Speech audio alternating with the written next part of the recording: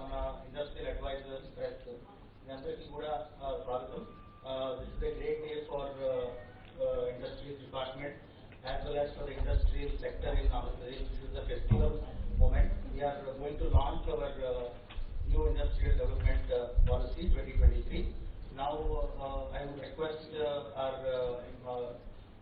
Honorable Minister, Industries and Commerce, Shri Mekkapati Gautam Garu, to ceremonially release the industrial development policy along with other guests.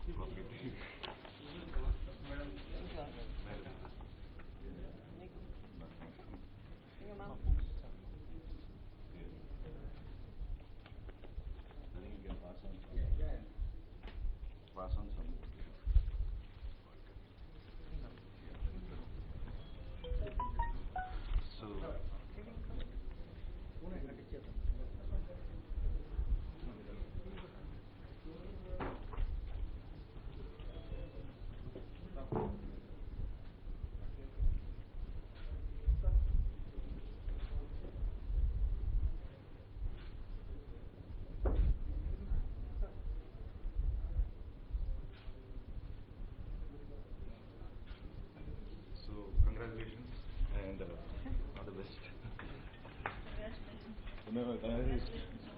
Thank you so much. This is an auspicious moment.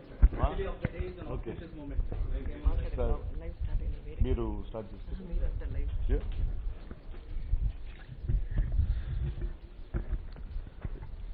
Introduction మీరు ఇచ్చేస్తారు.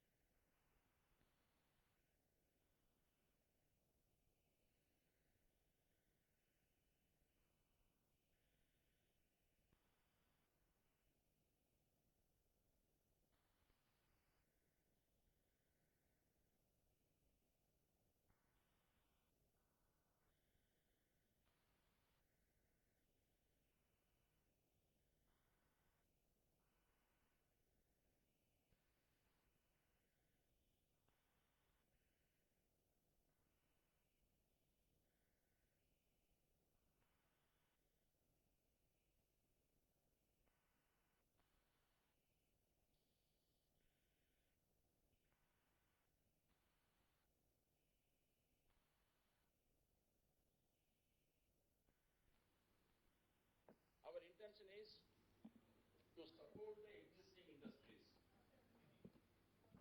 Existing industries have to be supported, handholded, assisted, helped in all respects. With the intention of helping the existing industries, our Honorable Chief Minister has agreed to release all the entire pending incentives for MSME sector in one go. That too during the COVID crisis. Nowhere in the country, any state at any point of time in one particular year, 1,200 crores has been provided to industry. No one has done it, and our Honorable Chief Minister has done it. Idea is to support the industries. The credibility of the document is very important. Whatever we say, we should do it. So the document, though it is a small document, it consists of only the truth. Truth, nothing but truth. So whatever we are going to do only has been told here. Whatever has been told will be done. Secondly, we identify the focus sectors where the state has to concentrate. And as I told you, the skill development is another major focus sector, so that the employment can be provided to all concerned. The other main objective of the industrial policy is to reduce the infrastructure cost, to reduce your operational cost, reduce your initial investment, so that you become competitive in the market. So that is the idea. So we are interested in de-risking all the industries. And the major highlight is the YSR AP1. Our Honorable Minister will elaborate upon that, but only I briefly touch upon this YSR AP1 because this is a multifaceted business enablement center. So no state has thought about. It is first of its kind in our country. Western countries like in Europe, some countries they have, like Germany, Israel and all they have. And in Singapore it is there. And this is improvement upon what all other countries have. So we are providing 10 services in that. In these 10 services, we take care of the entire hand-holding of the industries right from conceptual level up to commencement of commercial production. And even we go beyond that also. We do the market support, we do the sales support, we do the market research, we provide all the inputs to them. So these are the major highlights of the thing, and a lot more things are there. So after Honorable Minister's thing, and if you have any questions, we will answer them. Thank you very much.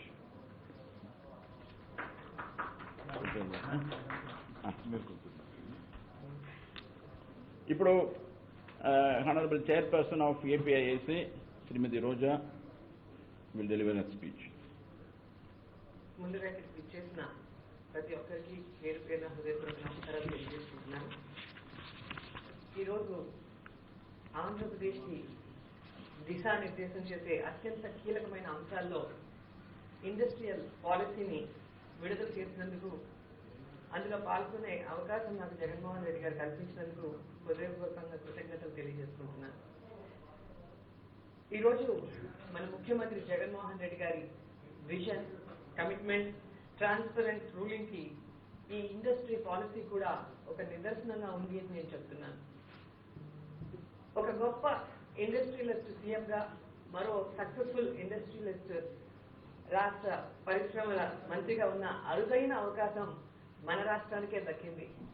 So ఇలాంటి ఇద్దరి combination లో వచ్చిన ఈ industrial పాలసీతో ఈ రాష్ట్రంలో పరిశ్రమలు, అలాగే పారిశ్రామిక అభివృద్ధి చాలా వేగంగా ఉంటుంది, బాగుంటుందని కూడా మనస్ఫూర్తిగా నమ్ముతున్నాను. ఈరోజు ఈ పాలసీలో మీరు చూస్తే అయాచితంగా ఎవరికి లబ్ధి చేకూరే విధంగా ఉండదు, అనవసరంగా రాయితీలు కూడా ఎవరికి ఉండవు. పరిశ్రమల సిన్సియారిటీ, పరిశ్రమలు పెట్టే పెట్టుబడి, అలాగే పరిశ్రమల కమిట్మెంట్ ఆధారంగానే ఈ పరిశ్రమల్ని ప్రోత్సహించేలాగా ఈ పాలసీ ఉంటుంది. అండ్ మా ముఖ్యమంత్రి గారు ఏదైతే ఈ రాష్ట్రంలో ఉన్న 3 ప్రాంతాలు సమానంగా అభివృద్ధి చెందాలి అని పాలనా వికేంద్రీకరణ, 3 రాజధానులు కాన్సెప్ట్ తీసుకొచ్చారు. అలాగే అన్ని ప్రాంతాల్లో ఉన్న పారిశ్రామిక అభివృద్ధి జరిగేలాగా ఈ పాలసీలో ప్రాధాన్యతలు కూడా తీసుకొచ్చారు అనేది అంతే నిజం. అండ్ ఈరోజు pharma, textile, automobile, electronics, petrochemicals రంగంతో పాటు 10 రంగాల్లో పెట్టుబడుల్ని ఆకర్షించేలాగా ఈ పాలసీ ఉంది. అండ్ ముఖ్యంగా ఎస్సీ, ఎస్టీ, బీసీ, మైనారిటీ, మహిళా పారిశ్రామికవేత్తలకి ప్రత్యేకంగా రాయితీలు ఇస్తున్నారు. అండ్ ఈ మహిళా పారిశ్రామికవేత్తల్ని ప్రోత్సహించే విధంగా ఈ పాలసీని తీసుకొచ్చినందుకు ఏపీఐసి చైర్పర్సన్ గా ఒక మహిళగా నేను చాలా సంతోషపడుతున్నాను. అండ్ పాలసీని తీసుకొచ్చిన అధికారులని, మా మినిస్టర్ గారికి, అలాగే మా ప్రీతమ ముఖ్యమంత్రి గారికి హృదయపూర్వకంగా కృతజ్ఞతలు తెలియజేసుకుంటున్నాను. ఎందుకంటే ప్రతి విషయంలో కూడా మహిళకి ఈక్వల్ గౌరవం ఇస్తూ వాళ్ళు ఎదిగే విధంగా ఒక మహిళా పక్షపాతిగా జగన్మోహన్ రెడ్డి గారిని అనేక సందర్భాల్లో చూడటం జరిగింది. ఈరోజు ఇండస్ట్రియల్ పాలసీల్లో కూడా మహిళలకి పెద్ద ఎత్తున సపోర్టివ్ గా ఉండటం అనేది నిజంగా చాలా హ్యాపీగా ఉంది. కనీసం 10 మందికి ఉపాధి కల్పించే మహిళా పారిశ్రామికలకి భూమి ధరలోను, స్టాంప్ డ్యూటీ, విద్యుత్ సబ్సిడీలతో పాటు అనేక రాయితీలు ఇచ్చేలాగా ఈ పాలసీని తీసుకురావడం మహిళల్ని బాగా ప్రోత్సహించే పాలసీగా ఉందనేది స్పష్టంగా కనిపిస్తోంది. అండ్ సూక్ష్మ చిన్న తరహా పరిశ్రమకైతే 100% స్టాంప్ డ్యూటీతో 5 ఏళ్ల పాటు 100% జీఎస్టీ మినహాయింపులు, వడ్డీ రాయితీ, విద్యుత్ సబ్సిడీల్ని అందించేలాగా ఈరోజు పాలసీ తీసుకొచ్చాం. పరిశ్రమలో కల్పించే ఉద్యోగాల ఆధారంగా ఈ పరిశ్రమలకు జీఎస్టీ మినహాయింపులు కూడా ఇవ్వాలని ఈ పాలసీలో నిర్ణయించడం జరిగింది.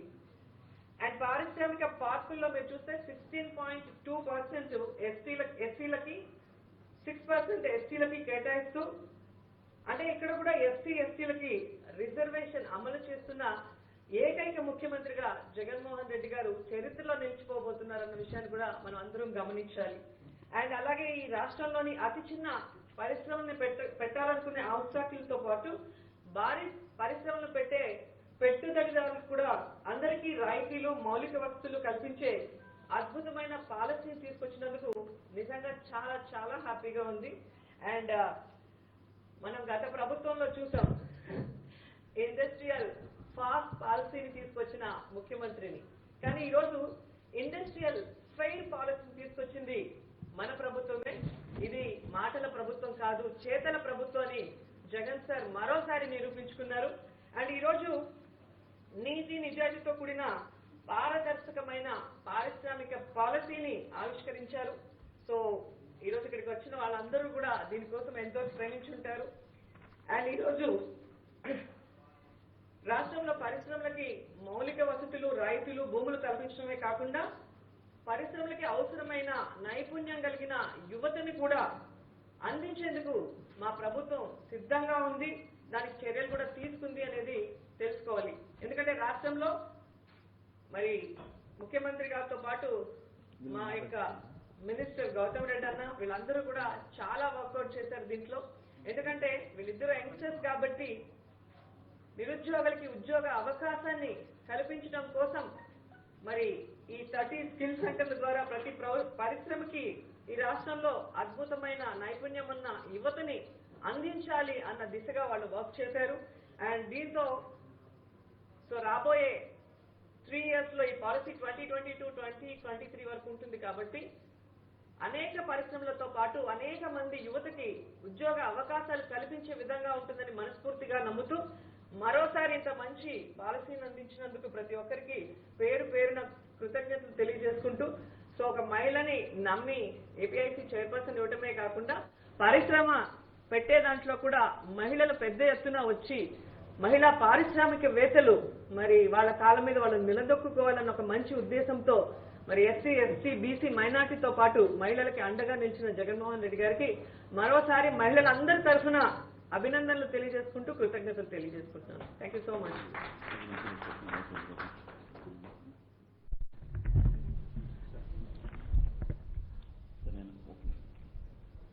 Now the Honorable Minister will make his opening remarks.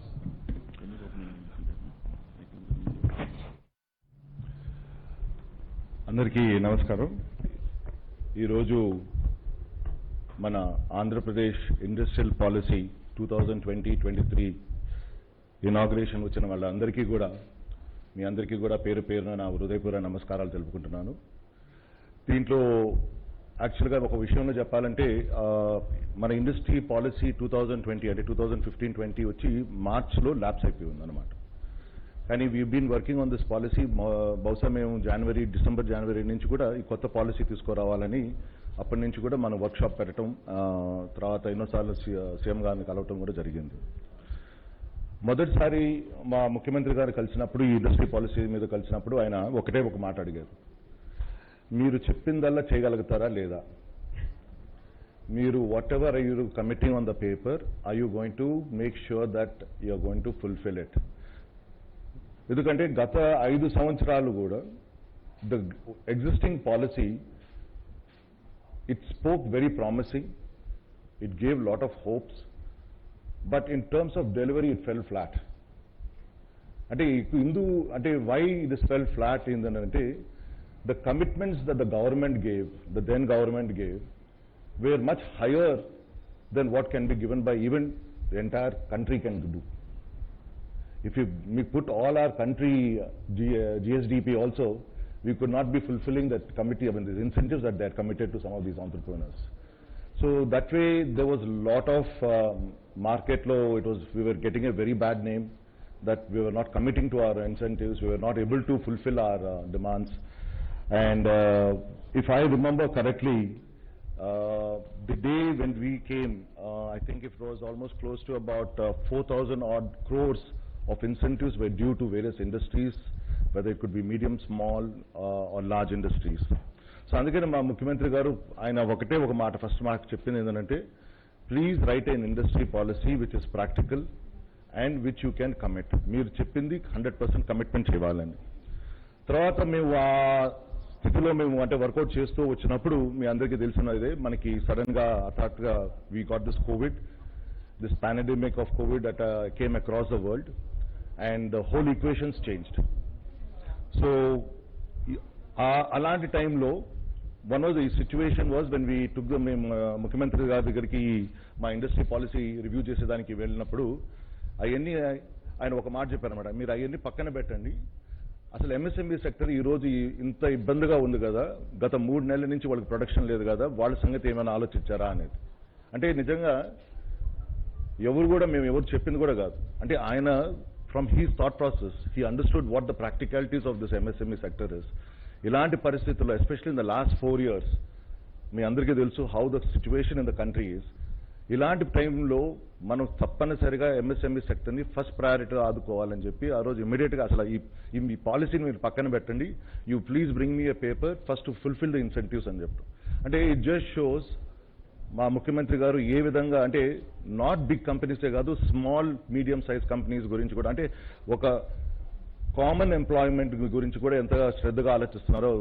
మీరు ఆ ఎంఎస్ఎంఈ సెక్టర్స్కు ఆ 4-5 సంవత్సరాల్లోనే బాకీ పడిన ఇన్సెంటివ్స్ అన్నీ కూడా ఆయన చెప్పిన మాట ప్రకారం 2 దఫాల్లో పూర్తిగా ఇచ్చి ఈరోజు నిజంగానే మనకి రాష్ట్రంలో కాదు దేశంలో కూడా మనందరినీ కూడా చాలా అంటే మంచి పేరు తీసుకుని వచ్చే ముఖ్యమంత్రిగా నిలబెట్టారు.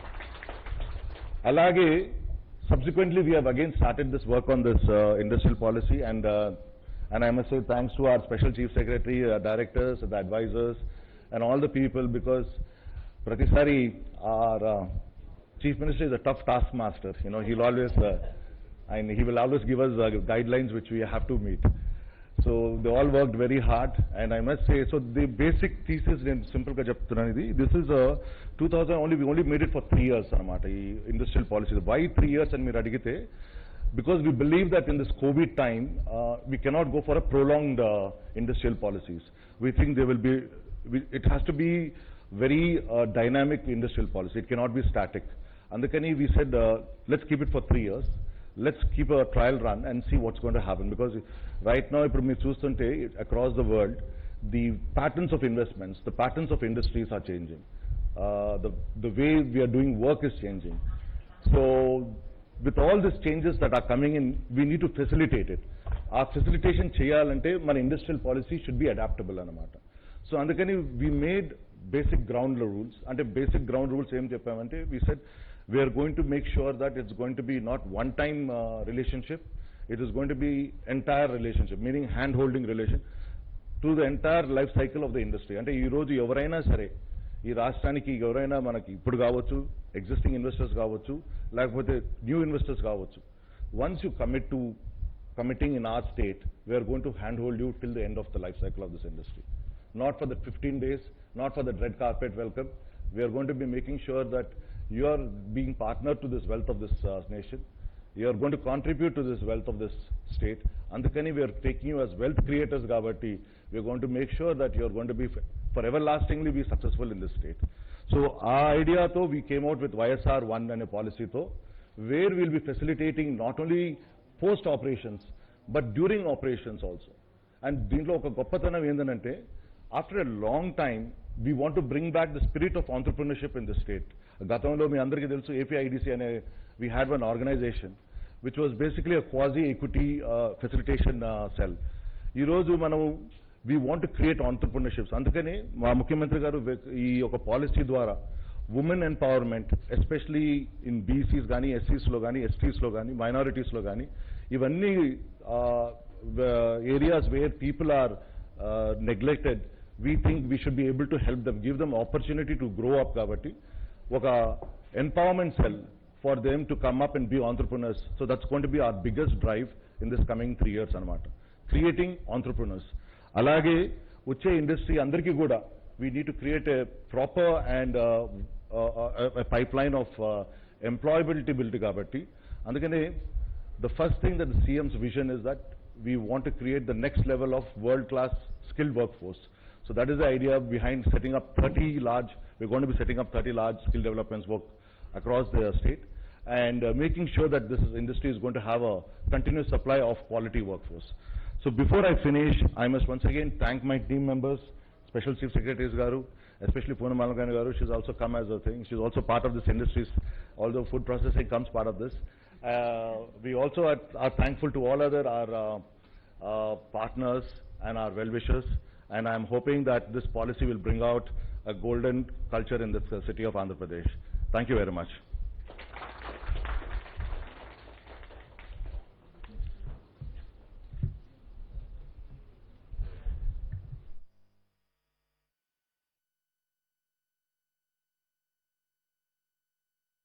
Industrialists who have joined from across all the webinars.